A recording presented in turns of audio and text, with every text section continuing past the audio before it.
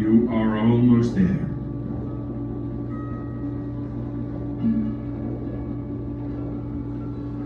Do you want to prolong your breath hold? Pause the video now and continue when you feel the urge to breathe.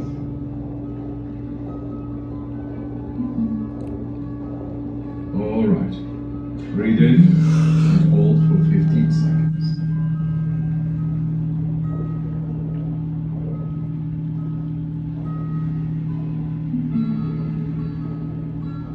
Exhale in 3, 2, 1. Let it go.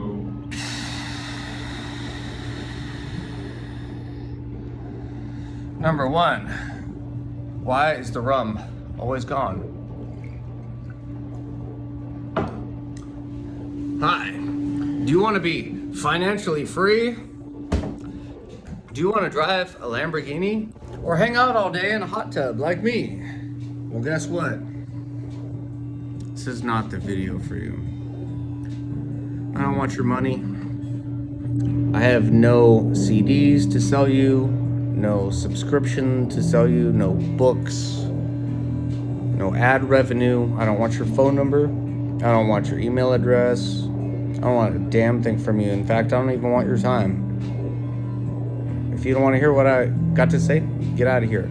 I want it all. I want the big kahuna. I want to change the world. I want to change consciousness of people. I want to snap people out of the lie that they're living. Hi, welcome to episode number 1, possibly the last episode of This Is Reality. And today we're going to be talking about the top 5 questions asked of all time. But first, a word from our sponsor, Google.com. Now, if you were to ask Google what the top 5 questions are of all time, you'll get something like this. What's my IP address? How to tie, how to register to vote? Now, what you might not understand is that Google is not an accurate representation of questions people ask. Nobody walks up to somebody on the street and says, "Hey, man, what's my IP address?" Nobody says, where do I go register to vote? Or nobody walks up to you on the street and says, "Hey, how do I tie a tie?" And how do I know this? Because I studied psychology. I understand. I already know the answers to this. They're buried in bullshit, though. The bullshit that they're teaching kids in school, in university, is just embarrassing. It's almost like the answer is right in front of your face, you know? What do kids ask? You know, where do babies come from? Why is the sky blue? You know, things like that. Adults seem to ask similar questions, but since they've already got the answer to those questions, they seem to ask the same repetitive questions. Because why? Get ready for it. They want to know. I know, mind-blowing, huh? And so, without further ado, if you don't have a lot of time on your hands or you just have the attention span of a gnat, I'm just going to give it to you right now. Here's the top 5. How much does it cost? Number 4. Where are you? Number 3. What time is it? I almost forgot what time it was. What time is it right now? It's 6:23 a.m. Number 2. What's your name? And number 1. How are you? And so the first top 2 questions are actually questions, you know,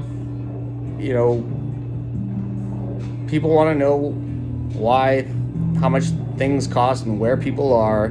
But the top 3 answers are a little bit more controversial. Number 3 is the fact that we're constantly always racing against the clock that is our expiration date. As many Americans know, the average work week is 40 hours. Well, it's not really. It's actually pre-pandemic. It was actually 47.3 hours, and then now, actually, after a pandemic, it's 34 hours because of unemployment and COVID and all this stuff. But it's the 40-hour work week is a thing. And so when you're working 9 to 5, you're working 5 days just to take 2 days off. And you want to make the most of those days. You care about your time. You know, time is what? Money? You know, yeah. So that should come as no surprise that people constantly want to know what time it is. Now, question number 1 and 2. They're not even questions. They're questions technically because they end with a question mark, but they're the most disingenuous questions ever. Number 2. What's your name? You ever meet somebody and they ask you what your name is, and then an hour later they're like, "Hey, you, snap, what's your name? We should hang out sometime, or let me buy you a drink, or we're gonna go, or hey, snap." Or maybe you've done it to somebody. You ask somebody, "Hey, what's your name, man?" And then like an hour later, you're like, "Oh yeah, it's on the tip of my tongue." And then you might have stupid excuses like, "Oh, it's like I was more interested in the things you were saying, like rather than labels, or whatever." Well, bullshit. The majority of people ask people their name as an opportunity to pitch their name. So it's like, "Hey, what's your name?" "My name is John Jacob Flickenheimer. My name is Steve. Nice to meet you." Okay. So when people ask your name, it's generally for them to pitch. Not everybody, of course. Some people want to know your name. But for why though? I can make a whole nother video on this. Like, why do people want to know your name? For what? And the answer is basically, what can they get out of you? How much entertainment can they get out of you? Money, whatever, information, what do people want out of you?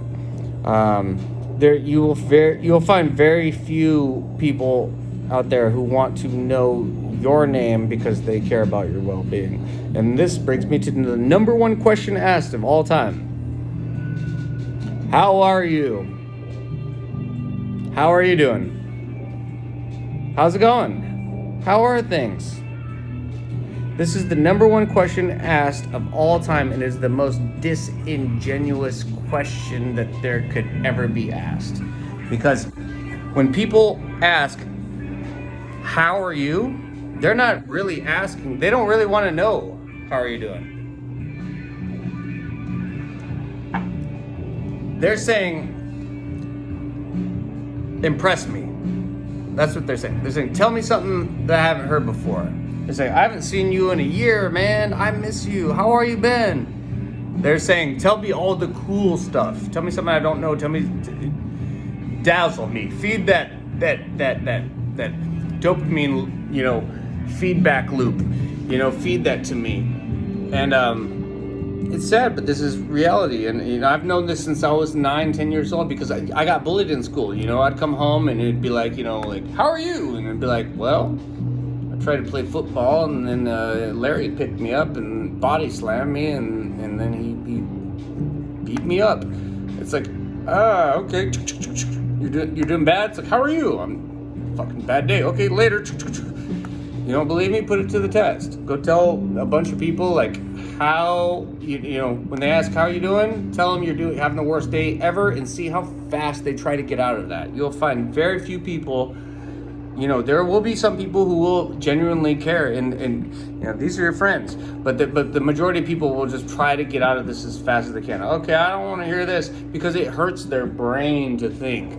Because if they have to think, it's like, "Oh, okay, damn it, god damn it, I wanted you to bedazzle me and tell me, like, you aced your test, or you scored 20 touchdowns, but now I have to go into repair mode, and here we go.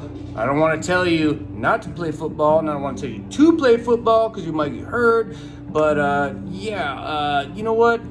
You figure it out, grow up, be a man, take charge. I'm out here, come back, talk to me when you got something to bedazzle me with." And this is the reality that a lot of boys have to face when they become men. This is how boys become men. Is that they get thrown into the wild. That's like, go figure it out. Go man up, go do it. And so that's what guys do. This is why guys, they're gonna go work out, and they're gonna go take martial arts, and so they can go beat up the guy who beat them up, and this whole it impressed like the male authoritarian father figures in their life that are not impressed, that cannot show them any compassion or say, you know what, that's okay.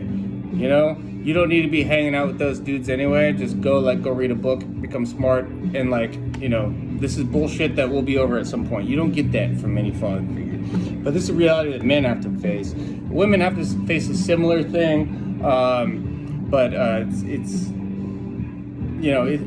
is a disingenuous question through and through to ask somebody how they're doing, because nobody actually genuinely wants to hear it. And we take this from a kid, like as a kid, we find out that the adults don't want to hear the bad stuff, so we start putting our right foot forward and we tell them the good stuff. It's like, yeah, I beat Super Mario today. Like, yeah, I learned how to ride a bike or jump a skateboard. Or, I did some really cool stuff today. So we start telling them that stuff. We put our right foot forward, and this becomes like pretty much the fabric of society. Is like, I am this good, I am that good, and at least it's one of the undertones of society that is most prominent today. And so when the children grow up, the kids grow up, and they become adults, it's like, how are you doing today? Fucking, I'm killing it, man. Made this much money in the stock market. I got this promotion. I got this new car. I got this house. I did this, that. So they're so used to being rejected from actually expressing like their feelings. How are you doing today? And having like people walk away from that and be like, I don't want nothing to do with that. So they're so used to that and accustomed to that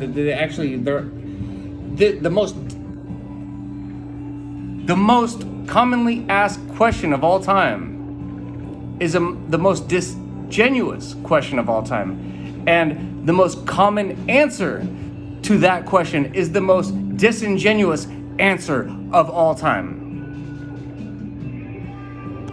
How are you doing? Good. Even if you're not doing good. How are you doing? Great. Having a good day. Because those people are not, I just explained it to you.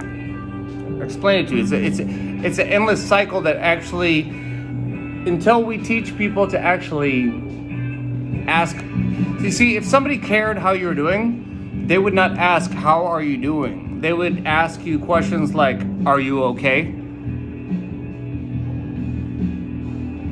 They would ask you questions like, are you feeling all right? You don't seem the same. You doing all right? Are you sure? All right? You need anything? Questions like, are you doing okay? Do you need anything? Are you feeling all right? Those are questions that people ask when they genuinely care about your well-being. But when someone asks, how you doing? How are you?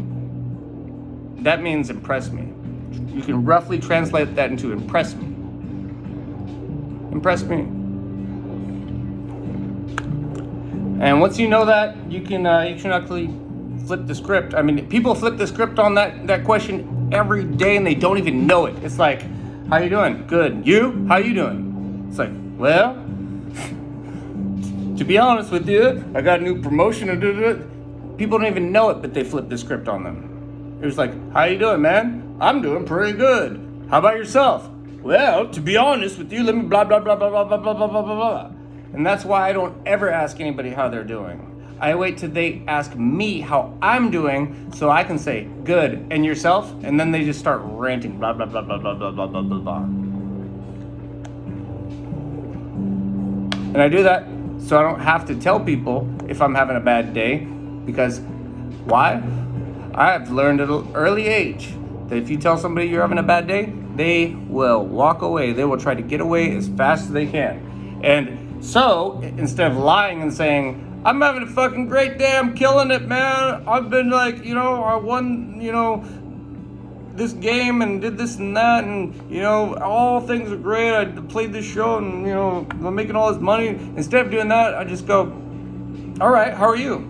And then just throw it back on them. So you can just listen to them, you know, and not have to deal with that uncomfortableness of, you know, it sucks that like you can't like tell people if you're having a bad day,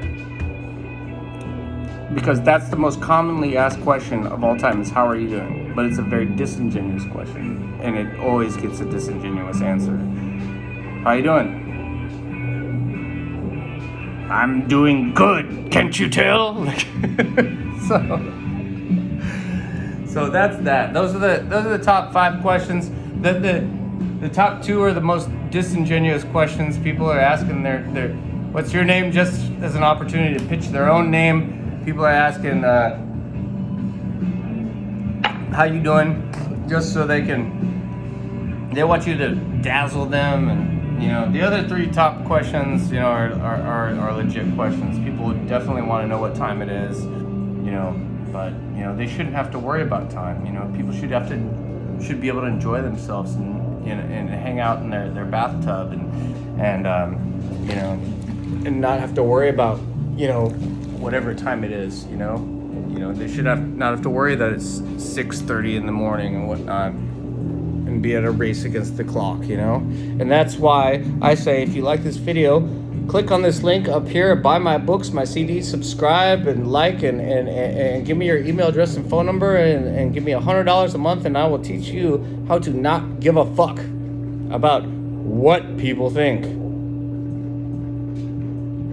And that concludes episode number 1 of This Is Reality.